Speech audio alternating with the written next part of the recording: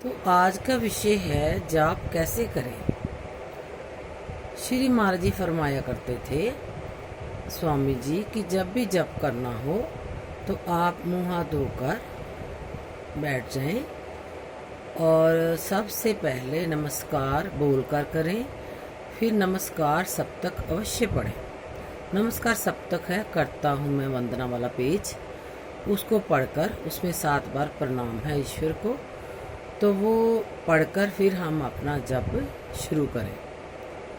और मन में पहले एक अच्छी सी भावना बना लें कि जैसे हमारे पास ही हमारे महाराज जी हैं या हम आश्रम में हैं, वो हमारे आगे पीछे हैं, हमारे अंग संग हैं, तो हम जप शुरू करें। लेकिन जब जाप करते हैं बहुत से लोग कहते हैं कि जैसे ही हम जप करते हैं तो अनेकों विचार हमारे मन में घूमने लगते हैं।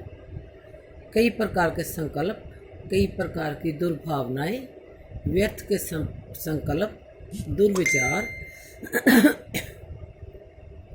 आने शुरू हो जाते हैं। तो जो साधक है, जो अभ्यासी है, वो घबरा जाता है कि ऐसे ऐसे ख्याल भक्ति करते हुए मेरे मन में उठने लगे हैं, तो मैं कैसे जप करूं, कैसे भक्ति करूं। तो महाराज जी फरमाते हैं कि जब जब ऐसे ख्याल, कोई बुरे ख्याल, कोई व्यर्थ के निरर्थक भावनाएं मन में पनपने लगे तो घबराइए मत, क्योंकि ये संस्कार हमारे साथ आज के नहीं हैं, जन्म जन्म से ये हमारे पीछे लगे हुए हैं। जब कोई आत्मा उससे निकलने लगती है, इससे बचने लगती है, अपने परम धाम जाने का प्रयत्न करती है, तो ये जो संस्कार हैं ये हमें तंग करते हैं, ये हमें मोह माया की दलदल में ही पड़े रहना देना चाहते हैं और हमें ईश्वर तक पहुंचने नहीं देते।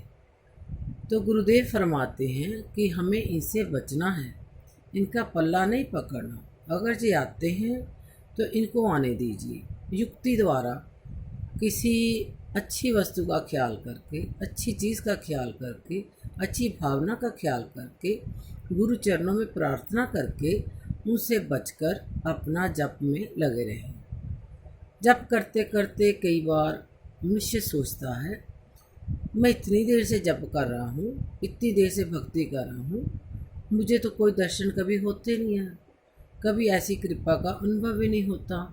और संत भी कहते हैं कि ये मार्ग निराकार का है, तो मैं देखूं तो किसको देखूं, कैसे देखूं। तो पूज्य स्वामी जी कहा करते थे कि अगर किसी साधक को दर्शन नहीं होते तो वो घबराए नहीं। अगर उसके मन में ईश्वर के प्रति बहुत प्रेम आता है, बहुत आनंद आता है, बहुत एकाग्रता आती है, तो समझो वो भी ईश्वर के दर्शन ही हैं, वो भी उसको ईश्वर का प्यार ही मिल रहा है।